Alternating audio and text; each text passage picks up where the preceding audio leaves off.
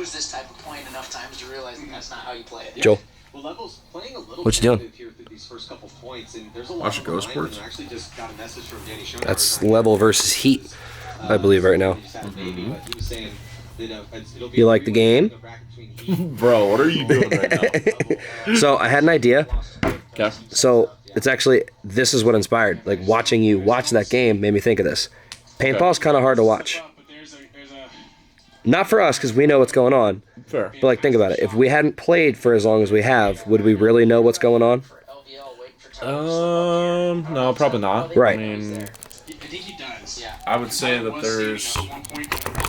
Oh, we're going to turn this into an entire topic. Yeah, you missed me setting up this whole, like, tripod. Probably because I was locked in on this game, bro. It's the Level Boys. I'm so free.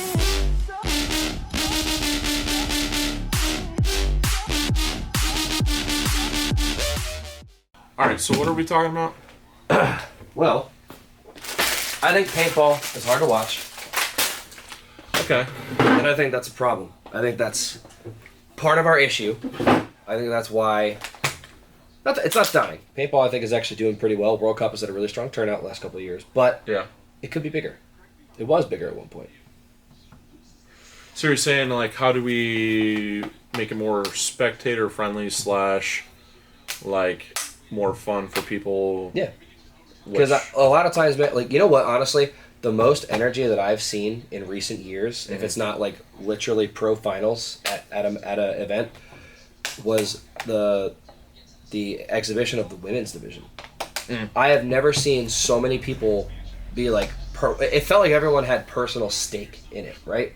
So, like, what is the crux of that? How do we get at that? How do we make it matter for people who currently don't really have much in it? You know what I mean? Well, I think, coming from the top down, I think that, like, it's...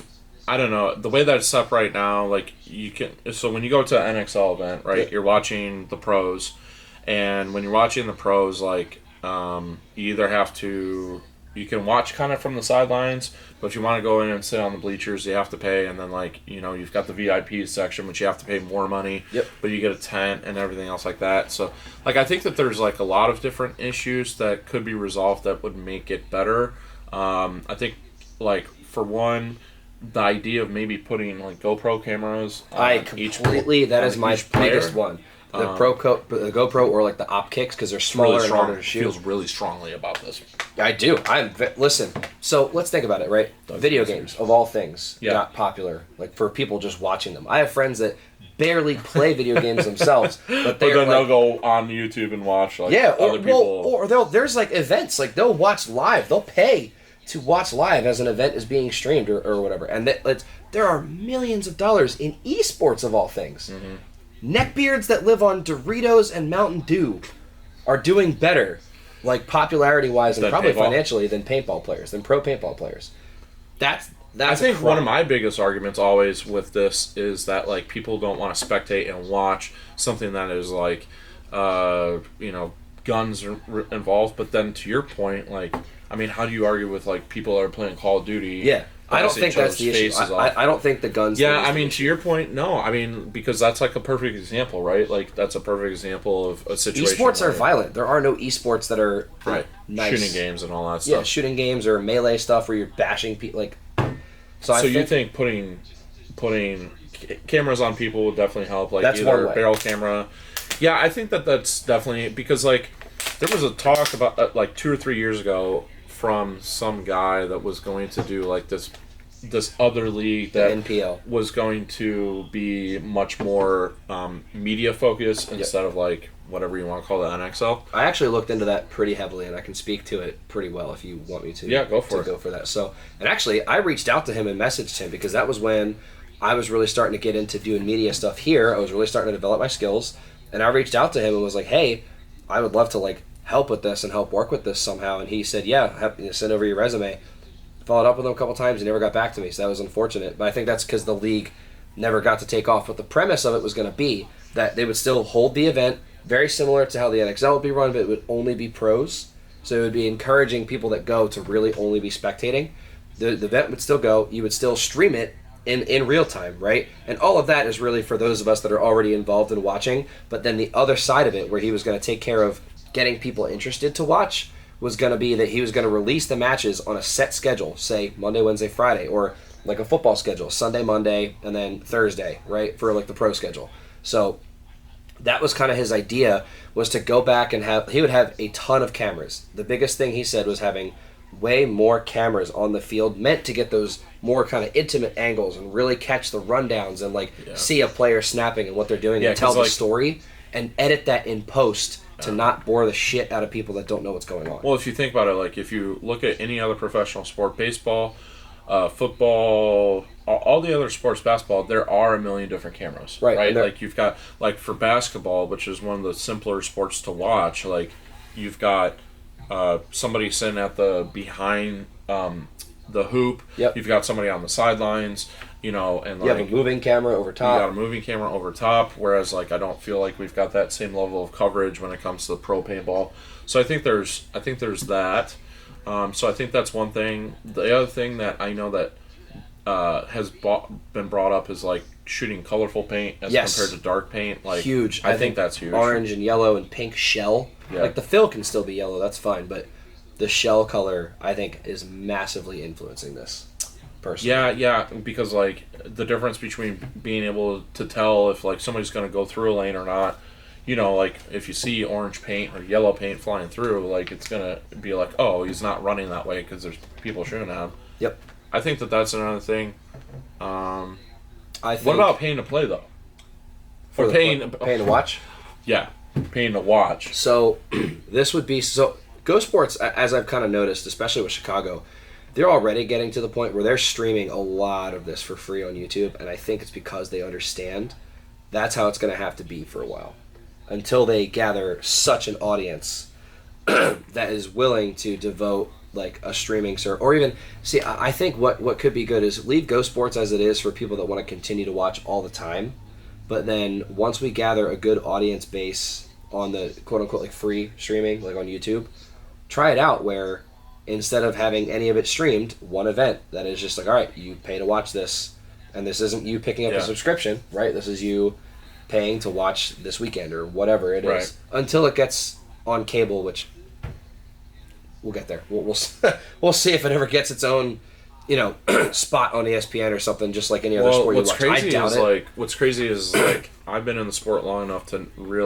at one point, paintball was on ESPN2, I want to say. They would show the college nationals. I used to watch that when I was in middle school. No, they showed the pros too. Like I would literally wake up on Saturday morning, specifically like as a younger kid, to wake up to watch on, because this was the days before like people had laptops and iPhones and stuff where they just pull up Go Sports, right, or YouTube. So like that's a huge factor. And 100%, like you should be able to watch it. But like I think the biggest problem is like we're expecting people to pay to watch, as compared to like if you look at other professional sports, the majority of the money that's coming from other professional sports is where does the money come from? Outside sponsors, outside advertisement, and ticket sales. Yep. Right. So like you need, in my opinion, first of all, like at World Cup, the bleachers are completely packed. That should not be it should be a situation that's great, but like there's not enough bleachers. Oh yeah, there's not enough bleachers around. Like if you look at every other professional sport that's highly viewed, you have it all the way around, right? Like you have a stadium, whereas like with paintball you don't. You have one. And also VIP. You only have bleachers on one side of the field. Right. You're totally missing usually like the snake side. Right. That's what I'm saying. So like, I think that's one thing is like more bleachers for those people that are in there in person, and like, ticket sales, right? Like everyone players complain about ticket sales. I think that's ridiculous. I think it's stupid. But I think like there's got to be proof that like the money's being used for good, and I think that's a whole separate debate of like, is the money being used to find like, can we get on ESPN? Can we get on maybe ABC or something like that? And I think here's a thought. Maybe we don't need to be on ESPN maybe I don't know my phone on me. Can you maybe Google this? Like, where do people watch esports? Is that on ESPN? or is it on its own? I feel like it's on its own networks. It exists in its own thing, and I am fine with that. I actually don't have an issue with that. I had this train of thought while you were talking, and I'm going to try to kind of recall it here as I go through my rant. But I think the outside it says that ESPN aired over 20 esports events last year. Okay, so it's starting to pick up on ESPN. But here's the thing: ESPN, they don't care what they put on there, as long as there's viewership. Right. As long as there is viewership and people getting eyes on the sponsors, on the commercials, is what they care about. Well, I think ratings, that like right? I think we're at a far distance from that. Yeah, and that's what I'm right? saying. I think the actual push right now should be for outside sponsors. Yes. Because once you start getting that, basically we get viewership up, which makes it enticing for outside sponsors.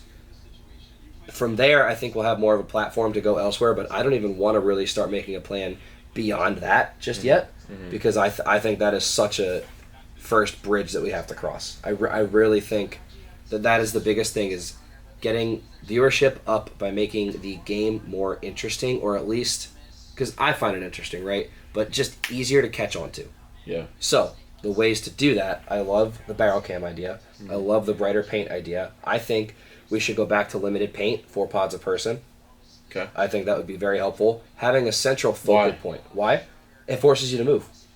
It forces moves. It forces games to not take so long. Yeah. Well, yeah. And you can still contain. You can do it for a while, but it won't be as long. You can't dump 7 pods on one gap, right? So it forces creativity, forces movement. I like the dynamic layouts when they actually use them to like encourage like big moves and rundowns and stuff like that. That's exciting. I think what would really help too is a central focal point. So back in the day when it was more popular, we had a central flag to grab, and that was only a small change. The concept was still the same. Yeah, that you wanted to you're right. touch the other I didn't side. think about that. But there was something in the middle of the field that people were trying to get to, right? And I think actually the Pro Tour really was onto something with these, like, you touch this buzzer for a certain amount of points, and then it goes off with smoke, right? Which to us, it can look gimmicky. It can look kind of lame. But think about it. If you're, frat boy from down the street who loves football and likes to go golfing on Saturdays, like, let's be real, they like picture books and things with bright lights on them. So, like, I hang out with a lot of these people. Listen, I hang out with a lot of these people. I've learned, like, firsthand. Yeah, that's true. So, if you make that exciting, and also some of these announcers are really getting good at, like, doing the backstory stuff and, like, showing beef between players. Again, the Pro Tour was such a good example. Now, I hate watching it in just a 1v1 format. I lose interest in that really quickly. But that is a really good, like, groundwork, I think, for how to make this more exciting. Like, they should, before matches, they should have the teams, like, go up and, like, do an initial, like, meet and greet or shake hands or something. Because Rainey is going to say some shit to Goldman, possibly start something on a state. Like, but that, listen, I've heard Matty Marshall say this 1,000 times. Listen, you have to create drama. You have to create a reason for people to care. So if you have, this match is a grudge match because these two dudes fucking hate each other. Yeah. Oh, that's interesting. And then, when they touch a buzzer, smoke and lights goes off and all that. Like. So do you think making the field a little bit larger so that it could accommodate for that? Because I think part of the problem right now is the field is so small, an X-ball field is so small. Like you've got a 10-man field where you can run 30 feet before you have to worry about start getting shot, right? Like you're not going to get shot, worry about running to a corner, right? But like, you can hit an easy buzzer there, but then like the buzzers accrue points. You know what I'm saying? Because right now, like X-ball, the way that it's currently designed, I mean, it's really hard to hit, a buzzer. A big run. Right. I hit a buzzer, right? Right. So there's that. I think that might be a way of, maybe we go from 5 to 7 guys again, or maybe we keep it at 5, but we make the field a little bit longer to accommodate for buzzers and stuff like that. And you could, I think that like because if you think about it, like the one-on-one thing was a pretty decent sized field. I thought it was a full size field. I don't think it was a full size field, but but the amount of size for 2 people as compared to like if you did 5-man. And they didn't have a ton of bunkers. If I remember correctly. Like there wasn't they allowed space for movement. Right. That was easy to capture. Right. I don't know. I think that you've got an idea there. I think that like that's true. I'd be curious to see what people have to say about that. I think that like just the idea of making it fun to watch again. Yep. Because like when I go to NXL events, the only time in recent history where I can feel like people got excited was like I got excited last year at Chicago when the Level Boys, the local guys, the underdog, right? When they came up and the beat the shit out of underdog somebody. was they were like tied against Impact, and Yeah. no one ever expected Level to beat Impact, which I think they did in overtime. And like the sun's going down, you know, like I'm screaming, I start screaming and yelling, and all of a sudden everybody starts like coming to life, Yep. right? And there was like somebody else that posted on Facebook recently of somebody that instigated like that, but like it's so weird to me that like it's quiet Yeah. at events, like whereas like people that were around in 2012 when PSP was around, like there was coaching involved, which in my opinion I think that would immediately instigate people to be more involved. Would be Sideline coaching again? Yeah. I hate sideline coaching from a standpoint of like people that are involved with the team, right? Like their actual coach or staff. I think people on the sidelines that are not, with the team should be able to say whatever they want. Right. Like I genuinely think that should not factor, be a problem anymore. I think that's, for me personally, that's how I feel that's a huge factor of why things have gone the way that they've gone. And like, I'm not saying it's bad by any means, but I don't know, man. I think like, where's the fun? Where's the fun? Right. Literally, where's the fun? Like, if you're a fan of the sport, you're gonna enjoy it regardless. Yep.